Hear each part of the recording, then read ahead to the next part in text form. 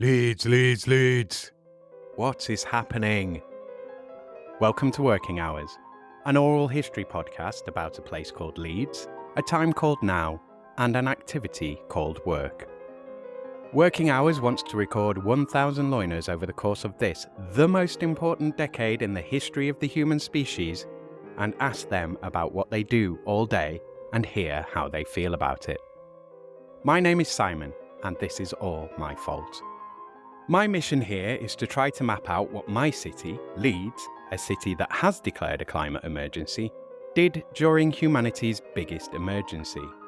On Working Hours, we hear how loiners have, are, and will be coping with our multiple and expanding crises during their day-to-day working hours.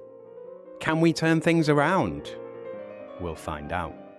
To tell this story, I need loiners like you, dear listener. I need people in Leeds or people from Leeds to come on this podcast and just tell me what they do all day and let me record how this affects us. Thank you for listening. What did you want to be when you grew up? So I think, like everybody, I did not have like one thing that I wanted to be the whole time I wanted to grow up. I think the first job I wanted was to be a teacher, probably when I was in nursery. I think when I was preschooler, I wanted to be a teacher. But then it kind of changed, and I do remember like wanting. I did always kind of like science and learning, so I did want to be like a scientist or an astronaut, research kind of various kind of topics. Yeah, I liked animals, so I did also wanted to study biology, but I didn't have like one set thing that I wanted to be. It just kind of changed, but I think it did always like revolved around learning and kind of learning more about the world, kind of just learning new things. It sounds like you wanted to sort of get out of where you were into something bigger and sort of explore, is that? Yeah, I think so. So I always, I think I was always a bit of a nerdy kid. So I did like kind of school, I liked learning. I did like spending time outside as well, and I think I always had this kind of thing. I wanted to kind of do well in what I was doing. So I wanted to do well in school, I wanted to kind of learn things, I wanted to kind of, when I liked something, I really got into it. Mm-hmm. It wasn't really kind of about getting away from where I was. Mm-hmm. So I grew up in Czech Republic, or like when I was a child, it was still Czechoslovakia. Mm-hmm. During the socialist times, but like my memories of childhood were it was kind of reasonably happy. We didn't have a lot, but we didn't there wasn't like any significant poverty. Like we always everybody kind of. There wasn't a lot of inequality, so there wasn't like a big difference between some people having a lot and some people not having enough to eat. That was never the case. There was always kind of enough for us to live an decent life. So I think in this kind of sense, I didn't really feel like the need to do better because we were fine. It's just because I liked, because I was a nerdy kid and I just liked learning. Yeah. You're listening to Series 4, Episode 30, and to my guest, Marketa Dolezalova. This is another Squadcast interview recorded on the 25th of the 9th, 2023. Marketa Dolezalova, I'm murdering her name, is an academic researcher who studies migration, work and inequality. She is herself a migrant and worked in minimum wage jobs after moving to the UK, before returning to higher education and eventually doing a PhD and moving to Leeds. This is the last episode of this series, and Series 5 will be starting next week. I always need guests, so if you know anyone or you are anyone who would like to be on the show, then get in touch. Email workinghourspod@western-studios.com with your availability. You know the score by now. It's been a real slog getting these last few out. It's always a slog. If you'd like to help the project be on a more stable and regular footing, if you'd like to see more consistent output, and improve the episode quality. If you'd like to help with the curation of this project, then please consider becoming a Patreon at patreon.com/workinghourspod, or just give a one-off donation of any amount via ko-fi.com. That's ko-fi.com/working-hours. It all goes towards this project.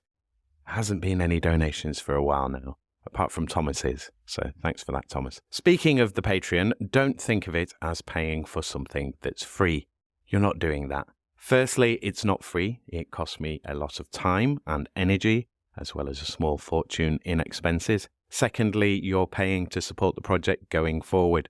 You're helping to sustain it. Additionally, you'll have access to a space with other listeners of Working Hours, and you'll be able to give direct feedback and input into the shape of the podcast and the project. Final quick note before we jump back into Marketa's interview, and it's another thing I always mention: quality. There's a few more coming up already in season 5 that will have ropey sound, but I'm working on this happening much less often for you. Apologies for the sound on this episode. Right, let's do this. Episode 110 of Working Hours with Marketa Dolezalova. So, what is it that you do now then? So now, funnily enough, I do work in academia. I did not go into like STEM, into biological or what is it called, technical sciences. I ended up in social sciences. Mm-hmm. So through kind of a long, not very straight way, I ended up doing a PhD in social anthropology, which was on Roma migrants in Leeds. Mm-hmm. I was looking at like health inequalities and like economic inequalities that Roma experience, and just how they kind of try to make better life after moving to the UK. Mm-hmm. Yeah, and now I work as a researcher, and I continue like researching work and migration and inequalities, or kind of low-paid employments and employment conditions. Yeah, so I did not end up, being an astronaut or researching kind of animals or being a marine biologist, which I think was one of my dreams as well. But I did end up in research. So we'll start with social media. So the question around social media, it's to look at how it affects your work. And I talk about it because more and more people have to do more and more social media work, even if their work isn't social media. So it's something that more and more of us have to do. Do you have to do much in terms of social media for your own work? I'm imagining in terms of maybe if you're looking for funding or things that you want to promote, or if you want to promote the publication of a paper or something like that, there may be other things. But how much time do you spend on it, and do you think that's a good use of your time? Like, does that get the return on the time invested that you want? If you put something out there, do people sort of click it and come through to where you need them to go? Yeah, so like first of all, I'm not as active on social media as some other people, but there is definitely kind of more use of social media by academics to promote their research, to kind of raise awareness, to network as well. And I guess I am more of a passive user, so I do look at social media, and I have, for example, learned about interesting projects that are relevant to my work, learned about kind of publications that other people have done, learned about conferences and other events that people have done that are relevant to me on social media. More than via like official channels like mailing lists or information on websites. So there is definitely use for social media for this. I do some kind of active use of social media, that if we have a publication, myself or my colleagues, I do post about it. I do run the Twitter or X account for the project that I'm working on. And also I am convener of the Anthropology of Labor network, which is like a network of academics who work on labor or are interested in labor issues. So I moderate the Facebook page on that, but I am not the only moderator on it. And I would say some of the other people who moderate it are more active than myself. I think there is definitely kind of it's not officially part of our job, it's not in our conditions to do this, but there is definitely definitely a push to use social media more, because then you can, like as you said, you can promote your work, you get more visibility.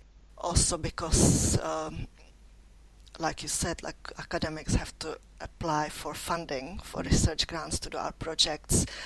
And if we kind of post about it on social media and we can show that there has been a lot of engagement, we can kind of use this as kind of, look, we have made some impact because people have engaged with this post on social media, and this post is about our report on such and such thing.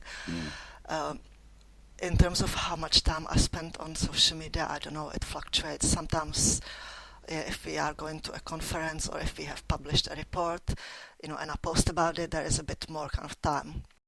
But then sometimes I go weeks without posting anything because there are other things that I'm focusing on. And like I said, I'm not as active on social media as maybe some of my colleagues are. Has it been useful to you at all in terms of finding kind of subjects and like participant candidates for research? Like, how did you, for example, with the Roma work, how did you kind of get in there initially? Were you introduced by another organisation, or like how did you sort of start that, I guess? So I used to work as an interpreter, like public service interpreter, and I started doing that job when I lived in London. So I lived in London for 9 or 10 years, between 2000 and 2010. Yeah, so for 10 years. And a lot of the time, well, maybe half of the time, I worked as a public service interpreter.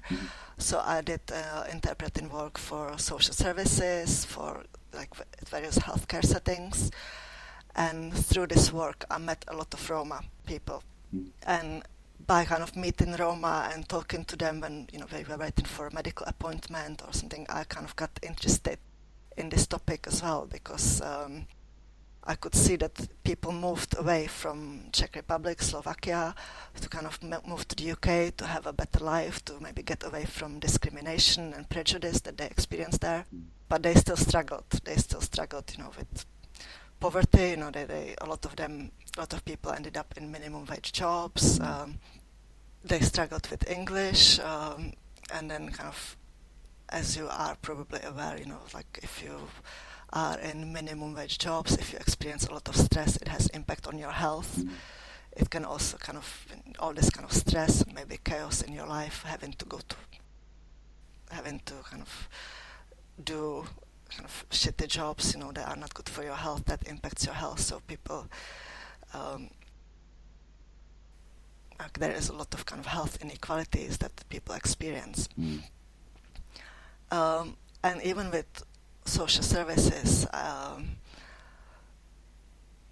was kind of surprised that a lot of Roma were still kind of in contact, ended up being in contact and being kind of scrutinized by social services in the UK. And a lot of them had like child protection issues or child protection proceedings. And often the causes behind it were things like poverty, domestic violence, and this struggle that people had, which then impacted their family life. Which, like, obviously it will be, if you're poor, you don't know how you're gonna get food. You might not be entitled to benefits, or you might be sanctioned by the job center because you missed your appointment for whatever reason.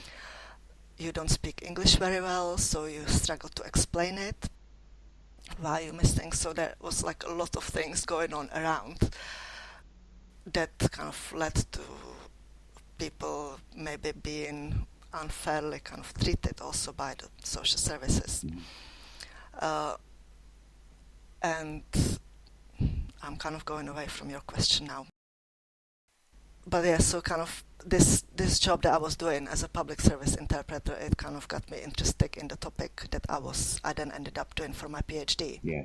and it also kind of then acted as my gateway towards, to like the community, because I kind of knew I kept meeting the same people, or I got known by the community, and then I was, I approached people to ask if I could speak to them for my research.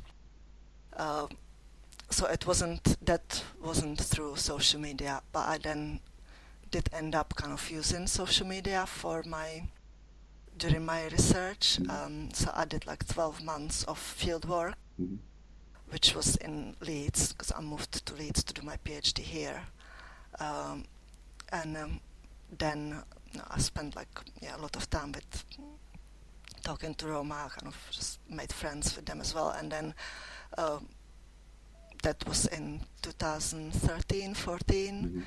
So a lot of people used Facebook then, and I did use kind of Facebook chat messenger to keep in touch with people, and kind of, it became kind of part of the, like a, I guess, research tool, because you can talk to people online. Again, in the project that I'm working on, I have used Facebook to contact people, Facebook and LinkedIn, to kind of approach people to see if they would be willing to talk to me for the research. So as kind of a recruitment tool, you can advertise your project, you can kind of see if people would be interested in talking to you. I mean, I guess we should kind of mention the area of your research at the moment. So you're kind of looking at Brexit and COVID and the effects of those. So I'm going to go into the climate change question before we go into kind of Brexit and COVID. But there's a migration element there, so I expect that's where, maybe this will intersect in terms of climate change. But is there anything, does climate change play a part in your work? Is it something that you can actively work on? Can you do anything in terms of mitigation, adaptation, raising awareness? Or, how does climate change sort of affect your work? Yeah, I think that's It's a huge question, so... It is a huge question, yeah. I mean, I think it's also difficult to kind of separate how it affects me, personally, with all the anxiety around climate change and how then it impacts my work. I think there's definitely this kind of shift towards being online more, using kind of digitalization. And I think with COVID, when everything moved online very quickly, and now there is still this kind of shift that a lot of meetings can be online, which kind of, it was, I think it was moving that way, but when COVID happened, it kind of speeded this change very much. So I think definitely people try to kind of meet online more than they used to, which I don't think it was necessarily because of climate concerns, maybe a bit, but it definitely has kind of, COVID shifted it there. And also, in many cases, people prefer to just meet online because it saves travel. But it is definitely kind of linked to climate change too, or maybe it's a way where we can reduce travel and make things a bit more environmentally friendly. I think because of the nature of my job, it doesn't really affect me so much personally, climate change, my specific job. In terms of the topic that I'm researching, I think because I'm looking at kind of how changes in migration policy after Brexit has changed work and kind of labor, how it has impacted labor shortages in low-paid sectors in the UK. So I think climate change will definitely it will have an impact on the sectors that we are researching.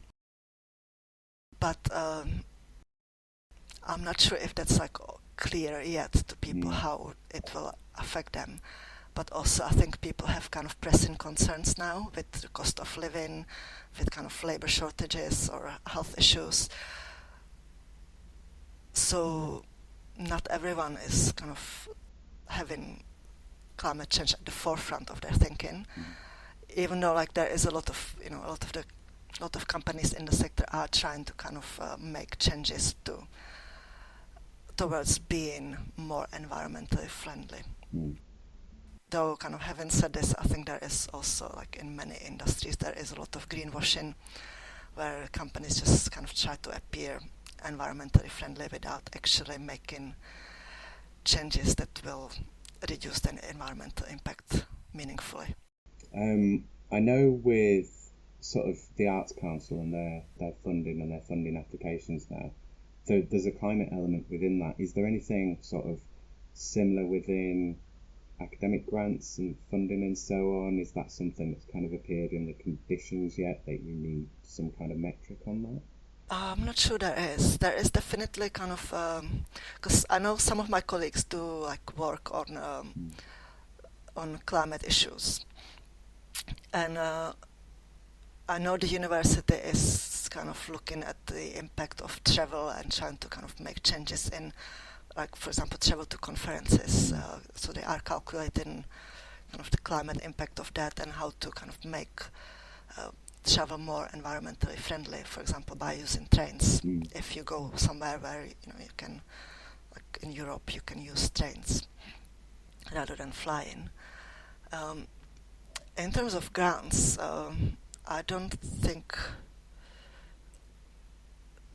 there needs to be an environmental assessment, but to be honest, I'm not sure. Yeah. I mean, I think it's something that will ultimately come to everything, that you'll have to kind of calculate what your impact will be. Because, yeah, that'll be the kind of information that we need to know. But that, you're starting to see some of that, like they put the sort of, like the amount of carbon on flights and things like that. So, but that helps from, I know that helps from a consumer's perspective of just giving people the information of, like, this does this, and it's like having this has this much fat in it and so on. Just gives you more options and more choice. Yeah, I mean, definitely if you kind of see the impact that your chosen mode of transport is having, or kind of your chosen food is having on the environment, then, well, at least in my case, it does make me think a bit more about it. Yeah. I mean, if Shell had to publish with their sort of earnings, it's like our record earnings. Also, here's the record amount of damage we've done. A big number underneath of like megatons of carbon produced by them. So I think that's climate change mainly covered, unless you want to say anything else on that. Yeah, I mean, I think it's I don't know, I think climate change is like one of the main issues, or probably the main issue that we are going to face in the coming years. And it is going to impact all the industries eventually, because how we source food is going to be impacted hugely by climate change, transport as well. Supplies as well, because if you've got something like an entire city or an island going underwater, then that's that's a huge market impact. If nothing else, that would send all sorts of crazy signals. It is definitely going to have an impact on like migration as well, because people will have to move out of areas that will become unlivable, or where people will not be able to grow food. So it is going to kind of have an impact in this term as well, on how people move in from places to places that will become unlivable or just difficult to live in. Go on, sorry. Yeah, but in terms of kind of what you mentioned as well, I think about kind of food production and how we move food and how we grow, because I'm sure it's going to have an impact on that as well, this kind of mobility of goods, and production. And the other thing that I was going to say then was in terms of skills, like labour skills and so on, like when you've got sort of people moving around in large numbers in kind of sort of unplanned and unforeseen ways, as as societies try to negotiate these sort of movements of people, it will be an issue of like, we need these skills and we need those skills and we need to put people in here, and just the whole sort of organising of society is going to be very, very complex, I think, going forward. Yeah, I think the issue of like skills there are, I think the issue of skills is kind of is there now, that there aren't really enough people with the skills that actually we need for the jobs that kind of run our society. But also I think that the skills that will be needed will probably be different. Like it might change what types of skills people need as kind of all this impact will become more visible. So yeah, and I think ideally we would start planning now for this future impact. Yeah. We'll start with COVID and then go to Brexit because it kind of happened in that order. Like, I want you to kind of think about when we went into lockdown as well, going into this question. But the question again is like how it's affected your work. What are the kind of permanent changes that came out of it? Obviously, if you want to bring in any of the research, that's also relevant. That's fine. But yeah, take us through sort of your experience going into lockdown, and was that sort of, I've found that people either had a huge increase in work where they're like, I've got so much to do now, I've got to contact all my clients and let everybody know what's going on, and like we've got so much firefighting to do, or they kind of, everything dropped off and everything was cancelled and you just kind of, you didn't have much to do. Obviously there'll be some people in the middle of that, but how was the experience for you, and then what do you think are, or what do you feel are the changes for you coming out of COVID in terms of like how it's changed your work permanently? In academia, a lot of people are on fixed-term contracts and they kind of move from project to project. So before COVID, or in January 2020, I started a job at the University of Loughborough, and it was a project that was kind of researching the role of media in growing populism in 4 different countries in Europe. And my kind of focus was Czech Republic. And I went to Czech Republic to do field work, to do research interviews in February 2020. I had 30 interviews to complete with people. And I think that was middle of February when I started. So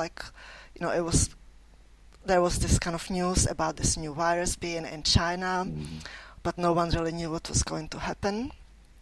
And yeah, it was kind of really busy 3 weeks for me, just trying to find people to interview, completing the interviews. Then the news were coming from Italy that COVID was kind of spreading there. Then suddenly someone in Czech Republic had COVID while I was still there, and then I think 2 or 3 cases were identified. And then I wasn't really paying that much attention to news because I was just so busy with doing my work. But then they were kind of started talking about bringing in restrictions, and so basically what happened for me was I finished my last interview that I had to do on Sunday morning, I think it was the 8th of March, flew back to Leeds in the evening that day, and then the following day the Czech Prime Minister decided to kind of close borders and restrict travel. So that was kind of intense. Nothing was happening in the UK at the time in terms of this, the restrictions here were brought in I think 2 weeks later. But yes, that was a very strange time for me then. In terms of my work at the time, so I completed the first set of interviews, and then I just had some things that I was able to do from home because I live in Leeds and the job was at the University of Loughborough. So the plan was to kind of mostly work from home anyway and then go in once or twice a week. We ended up not going in, just working from home, and kind of we quickly moved to having team meetings online. My colleagues, the people who were doing interviews in the other 3 countries, they stayed there in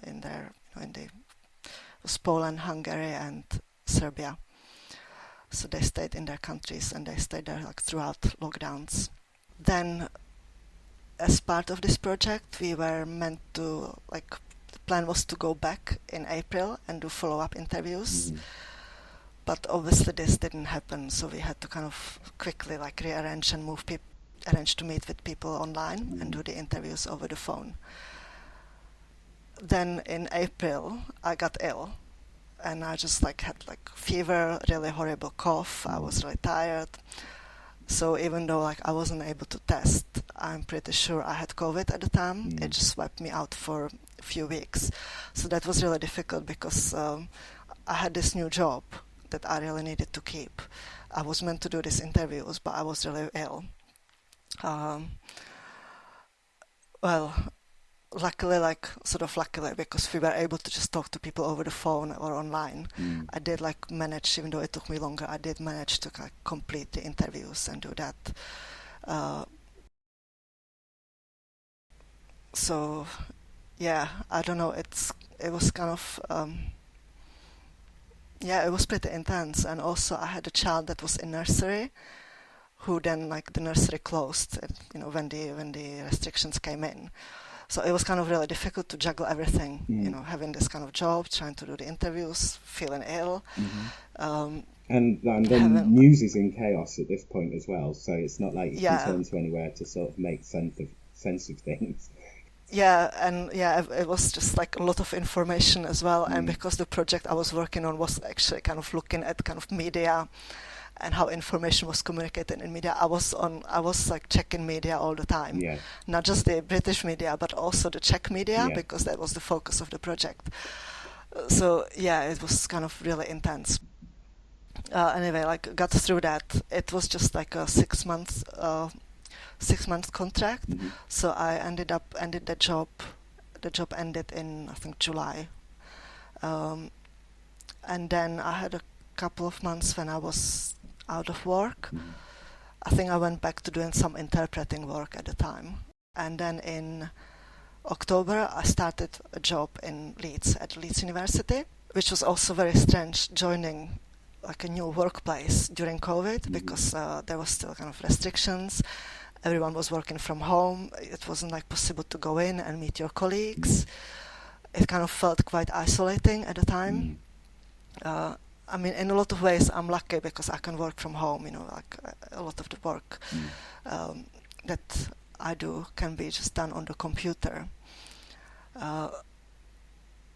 which is kind of different to people in like hospitality or kind of food processing who have to go in, and who were kind of, or people in care who were kind of more exposed.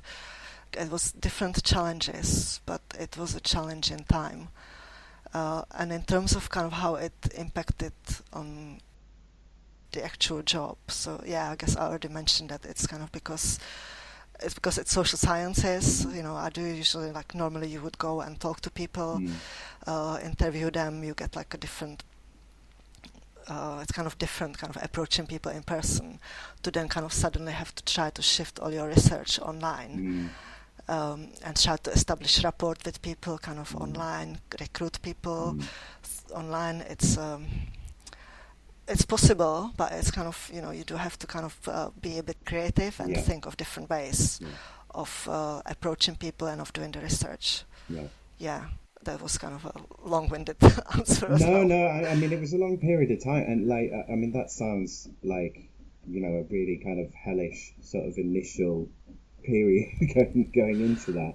I mean, sort of coming out the other side, was it, because that was a weird experience in itself, and in a lot of ways, like last year we were, even though we're supposedly all open up, we were still, like, this year's significantly different to last year, even though it's weird. We're in a weird sort of space after COVID. I suppose we'll get into it a bit more, but coming out of COVID, was that sort of was it kind of, you just went into the office a bit more, but you still had sort of working from home experiences? Because I know, Leeds is an employer that sort of offers hybrid working depending on your role.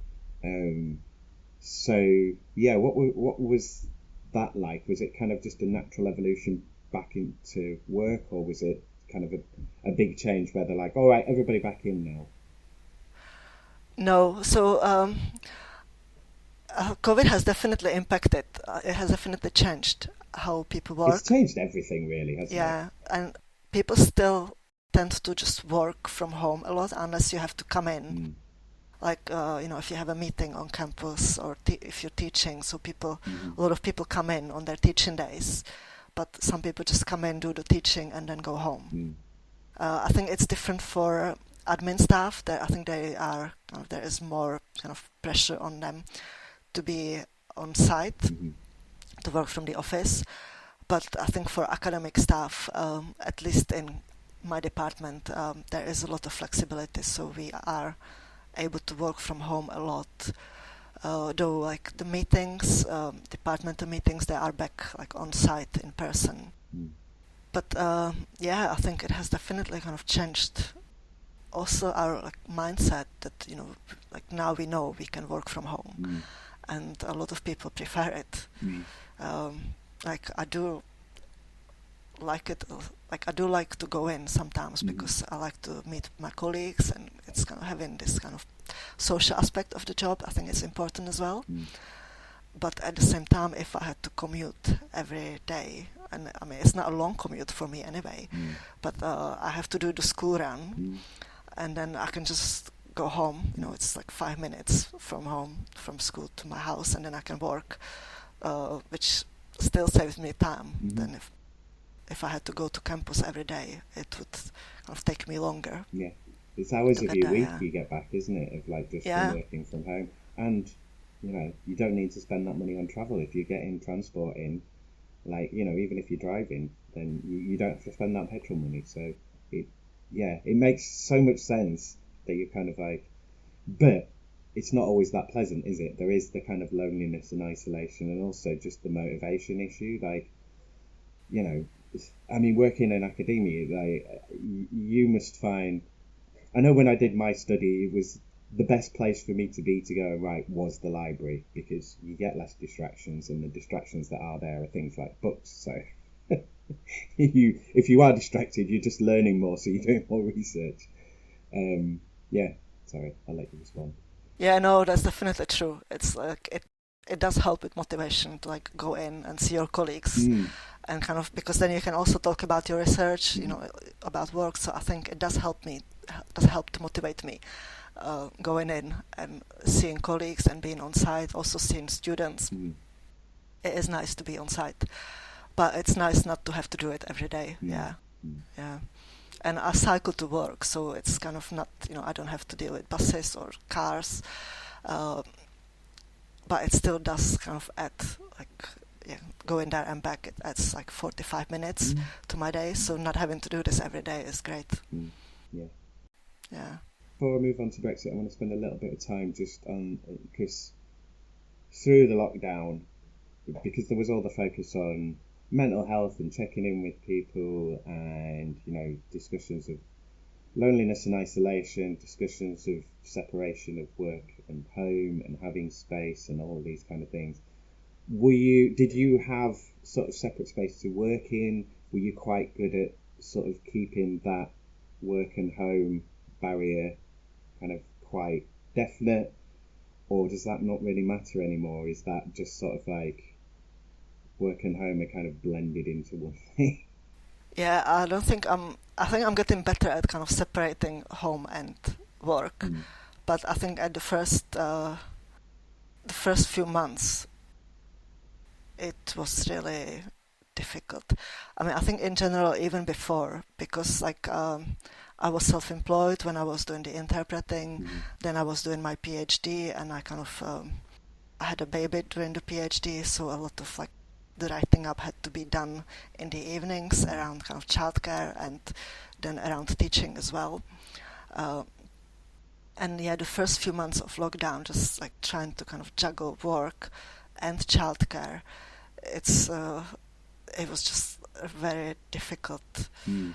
So I don't think there was like a clear separation. Oh, I'm gonna work from 9 to 5, and then I'm gonna have the evening off. No, there was like work when I can. Like I did work a lot of evenings as well. It was kind of intense.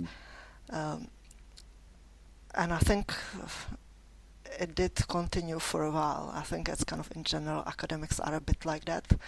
I think I'm getting better at this, that, I don't, unless I really have to, I don't really open my computer over the weekend. But then you have sometimes you have like intense periods of time when you have, a lot of marking, or you have you want to write a grant application. So just end up working evenings or on the weekend as well. Yeah. I mean, ideally, you are benefiting. So I'm thinking here of when you have to do basically cramming or crunching, as they'll call it in tech, of you have to do loads of work in an extended period of time. Like if you're doing a show, or you've got a presentation, or you've got some piece of work that you've got to do.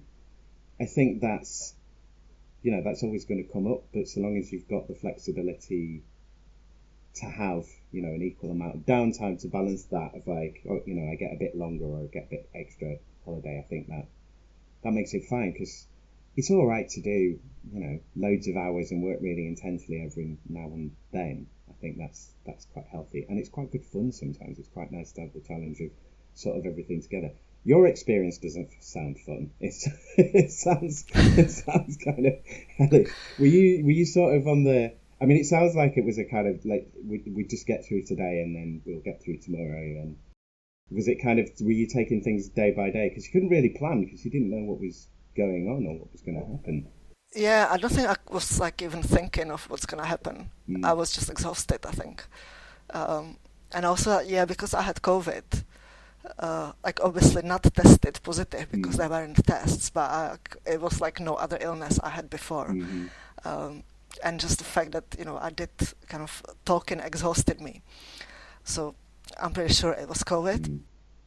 And I just, for 2 or 3 months after, I would just get tired, really quickly.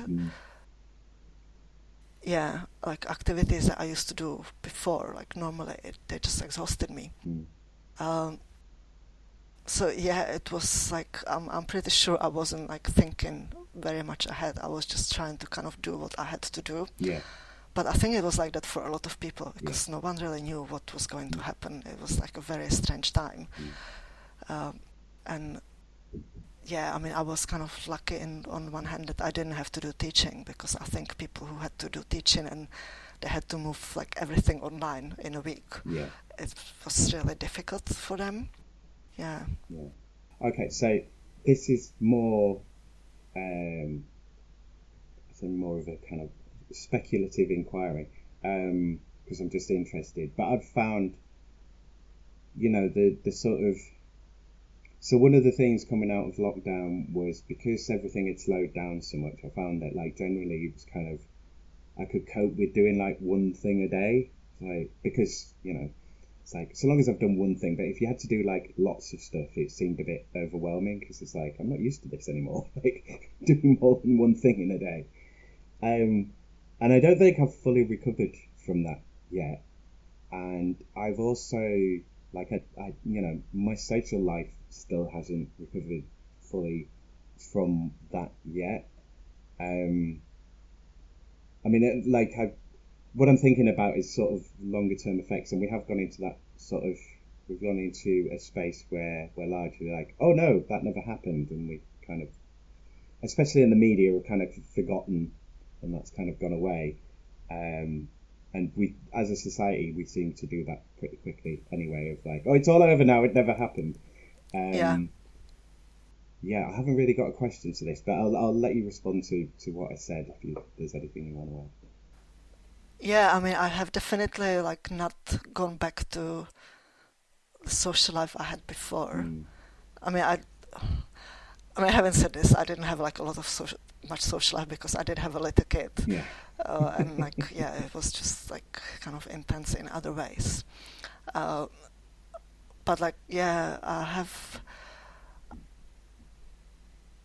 I'm still kind of careful. I want to be cautious about COVID, so I do still kind of try to avoid crowded places.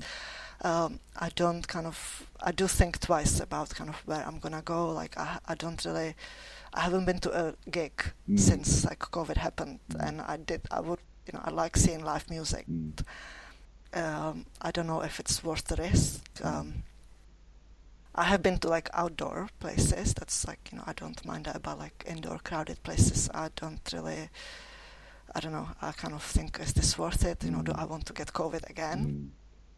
So, yeah, and I think even though it is like you say, there is this kind of collective amnesia when people just kind of act as if we're back in 2019. And I don't know if other people have the same thoughts as me, if they kind of think, oh, am I going to get COVID if I go there? Maybe they don't. I feel like we don't really talk about it. So again, with Brexit, the question is, how has it actually affected your work? Has it affected your work? So yeah, have you noticed any change in your work because of Brexit? I would imagine the answer for you is yes. It's an area that you're looking at. So yeah. I mean, in terms of this, it has definitely kind of, because I research migration, and because the people, like the Roma migrants, they are EU migrants, and I am an EU migrant. So I have like definitely kind of noticed impact. Like in terms of like this whole immigration status, it hasn't really impacted me because I have dual citizenship now. I'm a British and Czech citizen, and I did that like before Brexit. I did that years ago. So in terms of that, it hasn't really impacted me. I don't know. It has like, I mean, again, this would just kind of be like a personal experience, not really related to work. But it was like a really, when the referendum result came, and I was expecting it to be a Leave result, because I researched migration and I was following social media, and I kind of just had a feeling it is going to be the result that it ended up being. But when that was confirmed, it just felt so unpleasant. Yeah, it's like it did affect me in the sense like I did think a lot about leaving the UK. But because in 2016 I was still finishing my PhD, but also like I had a family here, a house, kind of job. You end up having ties to the country. You kind of put down roots. It's not that easy to kind of uproot yourself again. And it takes time to establish yourself somewhere as well, doesn't it? I mean, like every time you move, it's just like, all right, well, I'm going to up sticks. You get somewhere else. You first of all, you've got to find a job, and then you've got to build a social circle, and then you've got to get your apartment sorted or your bills. You've got to organise your doctor. Like so much stuff to do just to kind of get your foot established, and then if you're moving again, and as you get older, you're kind of like, I haven't got the energy for that all the time, and yeah, I think it also is harder to like make new connections as you get older. Because people have already made their connections.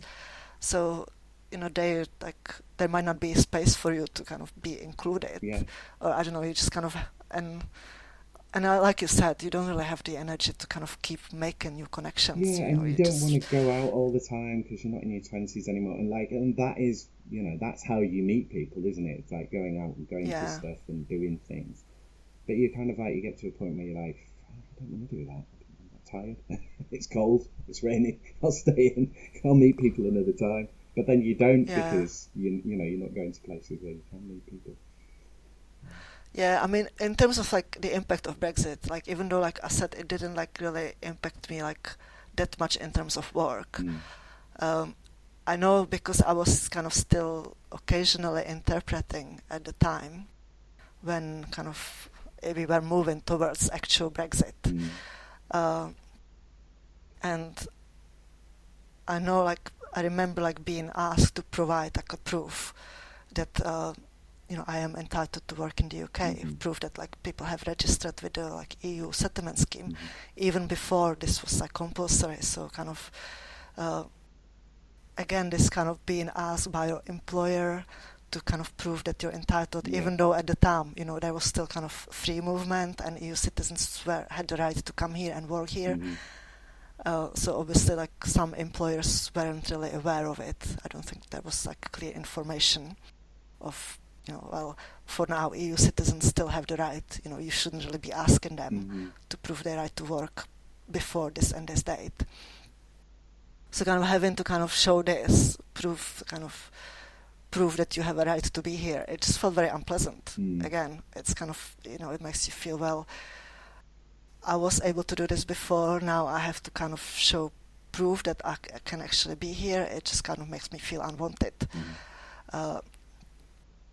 So I know that's not kind of specifically about kind of impacting the work, but it's kind of how work is linked to your other life, your just social life and kind of how you feel.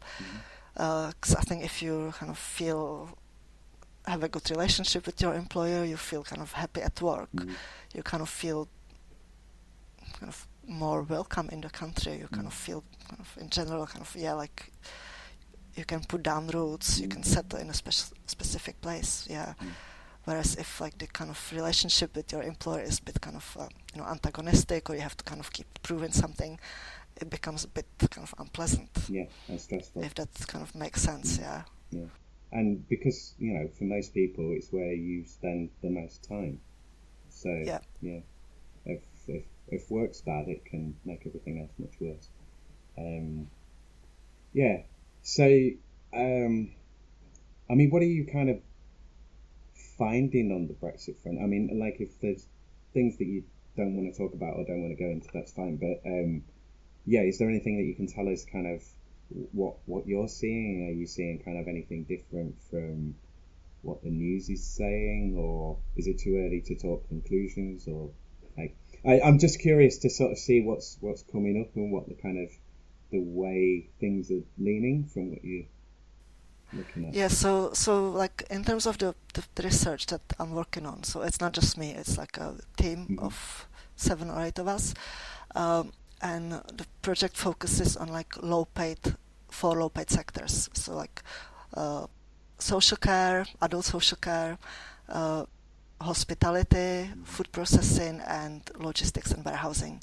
So kind of there are sectors that have like a decent portion of migrant workers, and we're kind of looking at how if there are labor shortages, how are employers responding to them? Are they like looking to recruit from other groups? Are they looking to kind of use more of automation to kind of be less reliant on human labor? And I think Brexit has kind of had impact on employers in terms of there isn't kind of this access to EU workers who were able to come and go as they wanted. So if there was like a lot of demand here, people could have just come and go, whereas now this kind of pool of mobile workers is not here. And there isn't just like enough domestic UK workers entering the sectors. And also, I guess Brexit had an impact in terms of more bureaucracy. So it has kind of put this kind of a higher bureaucratic burden on the companies, both in terms of hiring, I would say, because like if you have to hire from abroad, you can't just get like an EU worker without really kind of needing to do a lot of paperwork. Now, if you want to hire from abroad, there is a lot of paperwork that you have to go through. You also have to, like, if you employ someone from EU who lived here before and has kind of settled status, you still have to kind of do more check-in. You have to check that they have the right to work. So there is kind of more, I would say there is more bureaucratic burden on employers. And it has kind of made, I think, importing and exporting harder. And kind of recruiting from abroad. I think what's also interesting is so kind of looking at these sectors is kind of, it's good to look at kind of movement between the sectors as well. So for example, in hospitality there used to be a lot of people from the EU come in and work in hospitality, even like temporarily, or kind of they would come, work here for a bit and leave and then come again.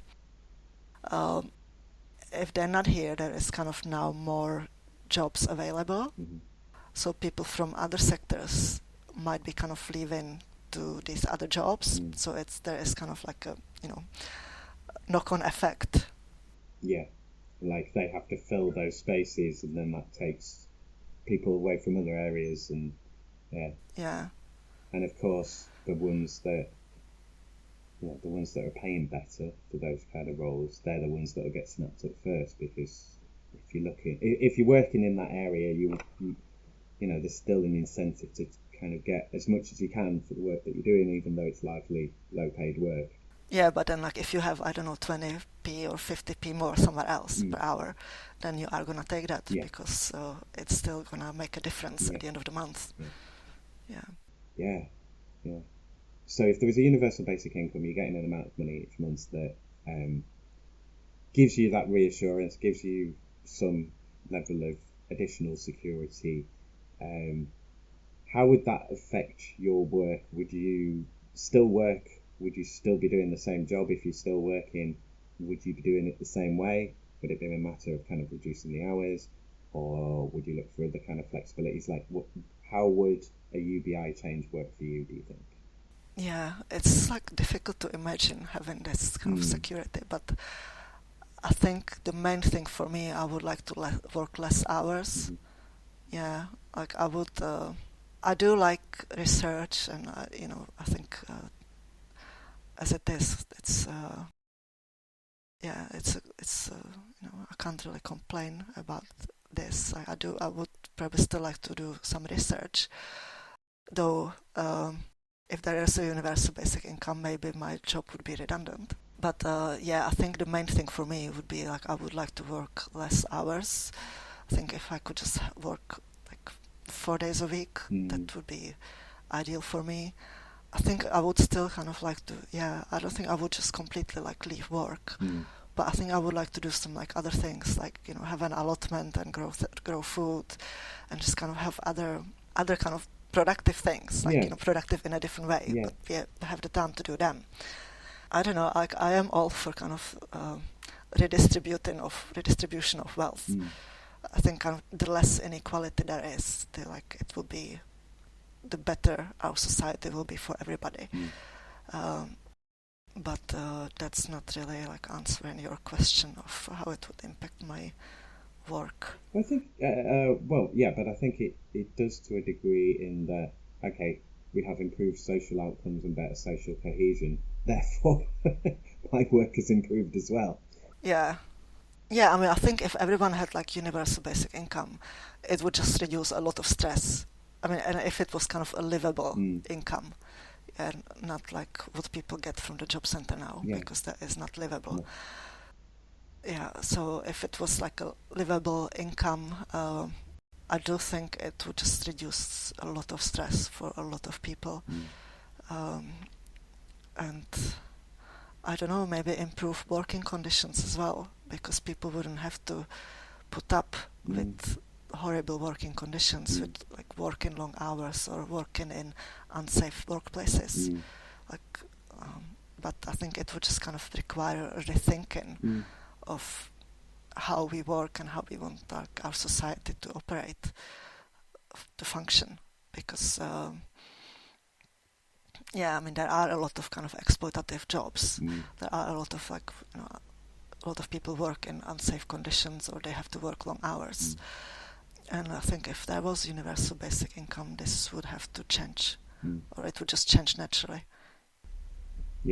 I think as well, one thing that I haven't heard people kind of say when we have discussed UBI, and I think it is a factor, and I think it's an underestimated one, is that it would just be, first of all, just putting money in people's pockets, but second of all, it would give people a stake. Like, what stake do we have in the country anymore? Like, everything's been privatised.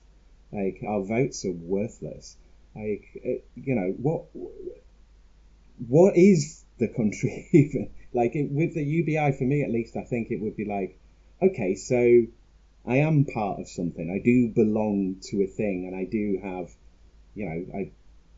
I have a role here. Whereas, as we are at the moment, it's kind of, you're just a person who says things, and you're either in the team that all agrees on that thing, or you're in the team that doesn't agree with that thing. But it doesn't really translate into kind of democratic voice, for want of a better expression. I'm not going to get you to respond to that because that's quite charged. So, but Yeah, I mean, feel free to if you want it. But let's get it out. No, I was just thinking about kind of in terms of like, because you were asking about climate change as well, and I think like having universal basic income and just kind of better conditions and like maybe letting people work fewer hours would definitely be better for climate, because people would have time, like have allotments and grow their food, or just spend time like outdoors, and it would just I'm sure it would be better for kind of for the environment as well. And I think like in general kind of having less inequality and kind of would be better for the environment. It's because it's like you said, like people would have, on one hand, people kind of would have more stake in like society, making things function. But also maybe people would have, if people didn't have to worry about how they're gonna pay their next bill, how they're gonna kind of, are they gonna have enough money for food at the end of the month, they would be able to kind of think, they would have the headspace to kind of think about issues like, climate change and maybe changing their lifestyle, and kind of maybe having more environmentally friendly lifestyle if they wouldn't have to worry about money, if that makes sense. Yeah.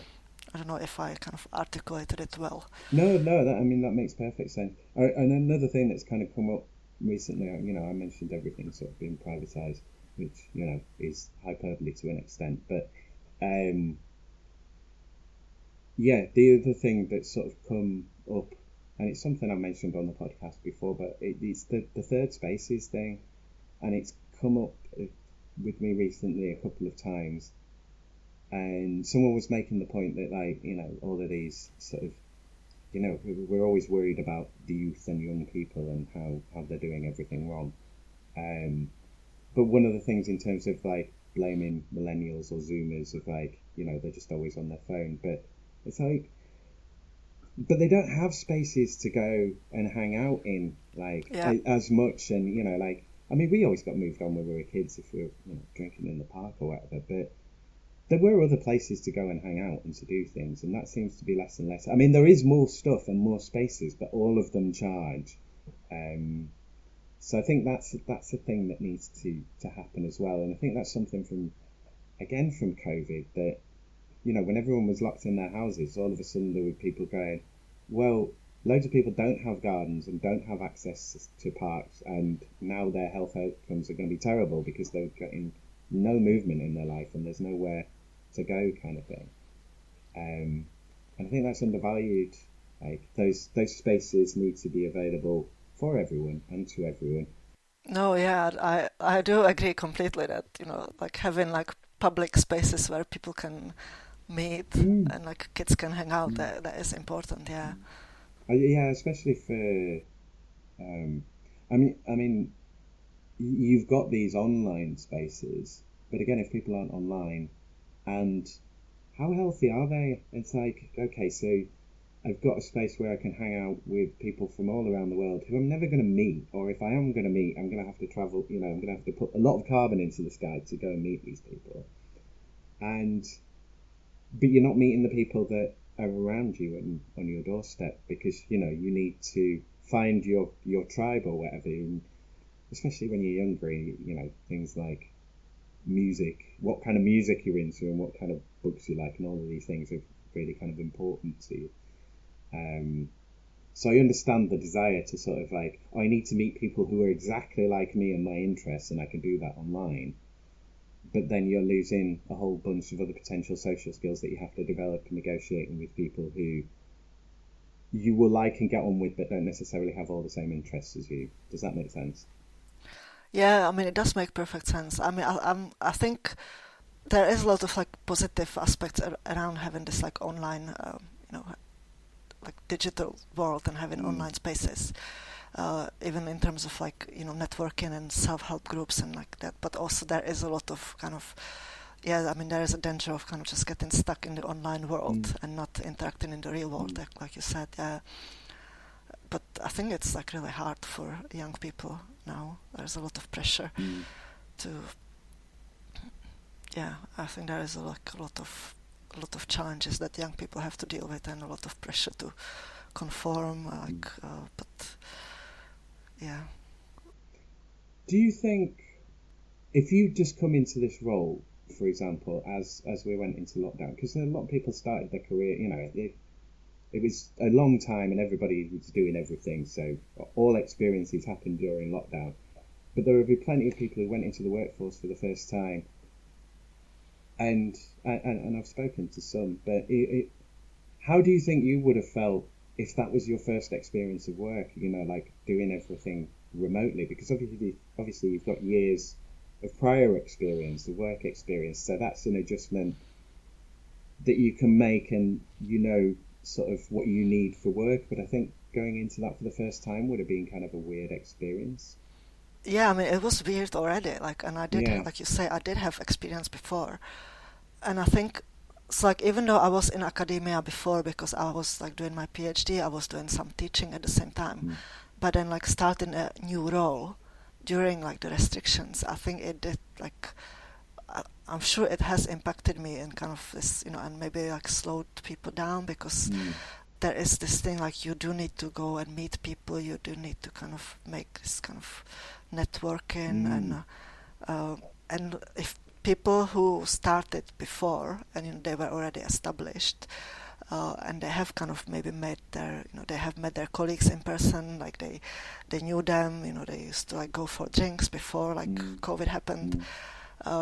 It's completely different to kind of starting kind of during lockdown, when you can't go out for drinks, you can't go out for coffee with your colleagues, you only speak to them during meetings online, but then you don't have kind of this kind of chat that you would normally have with people over coffee before or after the meeting. And I think if people only have this online experience, it will, yeah, I'm sure people must have felt very isolated if it was like your first experience of a workplace, just starting online. I mean, I think it seems like a lot of companies are pushing for people to be back on site at least part of the week. But I've also heard like of companies kind of now doing hot desking, so people have to share their desk. They use kind of this, you know, lockdown and COVID era to reduce the desk space.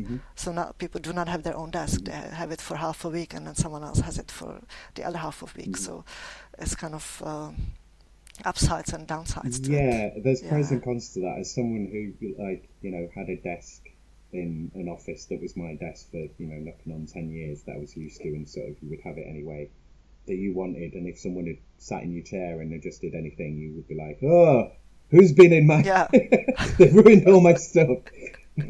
To sort of like now where you're just like, you're used to a desk, but you have to book it every day, and sometimes someone sat in your desk and you're kind of like, they didn't book it, I booked this for today, and you get funny about it in a different way. But you do have less attachment, because you're kind of like, well, I'm only going to be here for so long and so many hours. It is weird. Desk politics is strange. It is weird, because like, are you gonna leave your Mac on the desk, or do you have to like take it home with you? You know, like, can you leave like a picture of your family or something on the desk or whatever? Like, yeah, should it look like no one's ever been here? Make sure there are no traces of you when you go. Yeah, it has definitely kind of changed this kind of work ethic, no, or not work ethic, but workspace ethic. Yeah.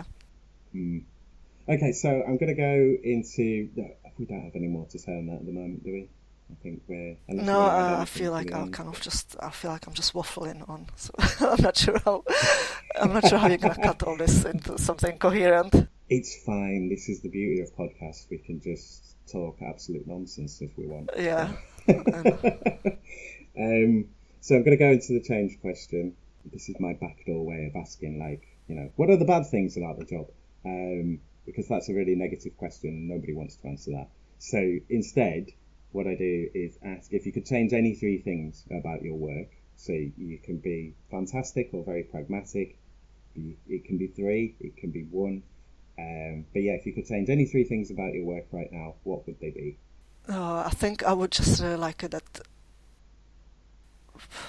there isn't this like need to keep writing grant applications because it's exhausting, and like there's so many grant applications written, and then because it's so competitive, a lot of them do not actually get the funding, so it's like a lot of kind of wasted time of a lot of people. And it's also just like really stressful and a lot of work having to just keep writing grants. And can you get an AI to do it? Can you just and then just check it? Yeah, I have not tried using AI for like writing something, but I'm sure like it will be, there will be people who use it for writing things. Or I mean, it's going to be read by a computer first, isn't it? So yeah. But it's not a very that's very much the lazy way of doing it, and you're not. I think it's probably like if you put your own ideas and then just get the AI to maybe like, especially if English is not your first language, then maybe like get it to kind of write it in a nicer way than you would write it yourself. Yeah, maybe that's okay, but I don't know. I have not tried it. It's a bit. It just feels like something else I would have to learn. This kind of AI. I already have to keep learning new things online or on the computer, so I'm not in a rush to try that. Yeah. So yeah, I think that's just one thing. Reduce the need for writing grant applications and compete for grants. What else? I mean, you mentioned the hours, so 4-day week potentially. Yeah, but that's just, I think that is my specific situation. That's I would just kind of like working. I'm sure a lot of people would actually just like working for hours, and it's like what you mentioned before. I don't really mind working intensely for a period of time, and then maybe you can have a few weeks when you slow down a bit. That is fine. I think there is a lot of this. It's kind of linked to this what you said about AI. That we end up having to use a lot of online kind of interfaces, and there's new programs and new procedures that we have to kind of keep learning, and I do find it a bit exhausting having to kind of adapt to new online systems that we have to use. It's like admin sort of side of the job. And one more thing. I think that's probably linked to the universal basic income, and it's not specifically about my job, but I think in terms of higher education, the way it works in the UK, that it relies on student fees. I think it does impact on the work. Because you do have to kind of try to attract students, you have to try to get the grants, to get funding, and it's just kind of the relationship between kind of students and lecturers is different. If students just have to pay for their education, it's kind of very... It becomes more of a consumer product, doesn't it? Yeah. So that is kind of not specifically about the work, but it does kind of impact the conditions of work, I think. If that makes sense. I mean, do you find, obviously your role's kind of paperwork anyway, but do you find that you've got to do, a lot of kind of box ticking and form filling, which has always been a part of work, but does it feel that you have to do more than your fair share of that to be doing the actual work that you're supposed to be doing? Sometimes. And I'm not even I'm not the project lead, so I'm not even responsible for a lot of this paperwork, but yeah, there is a lot of this. There is a lot of kind of forms and box ticking that you have to do for various aspects of academic work that I don't think are really that necessary. Creates jobs for people, though, doesn't it? People moving bits of paper around. I think that's but I think that's the case for a lot of jobs. There is a lot of box ticking exercise in a lot of work that is not always that necessary. Yeah. Okay, so that's the end of my questions. I think that's kind of a good place to sort of end. So this is the point where I throw it over to you. If there's anything that we haven't touched on, or anything that you want to revisit, or anything that you want to say at this point, this is a space for you to do it. But before I do that, I will ask you about socials. So where do people find out about you and your work if they want to sort of find out more? Probably just on Twitter or X, though I am sort of considering moving away from that. But yeah, I think that's probably the best thing, because I only use Facebook for like personal stuff. And I am on LinkedIn, but I'm not very active on it. No, I don't know if you use LinkedIn anyway for this. I sort of use it a bit more. I think it's coming to its own a bit more in recent years, especially through lockdown. So yeah, it is useful, and maybe I don't know how much academics use it. I know a lot of people will use it for sort of other roles, but is it kind of a thing in academia where do you know people who've got jobs via LinkedIn? No, but I do know but yeah, I don't really use it that much. But I do know people do post about academic work. Yeah, I don't know. It can be quite good. Yeah. Yeah. I don't know. I'm attending some social media training next week, so maybe I'll use it a bit more. I think Twitter's probably the best, or X for this. Yeah, but also no now, because you're kind of like, oh yeah, this used to do that thing, and now you're like, I don't know what this does anymore. Yeah, it has become really bad. But I'm not on any of the other platforms like Mastodon, or I don't know what else is there now. So I will either move away from social media or maybe go on Mastodon, but it seems a bit, it works in a different way now than Twitter. And I did really like Twitter a couple of years ago, when it was good for networking and kind of what I mentioned before, kind of finding out about new publications and new kind of research that people were doing. It was good for that. But now I don't know if the algorithm for specifically me has sort of meant that it's kind of rubbish now, or if people have left and stopped using it that much.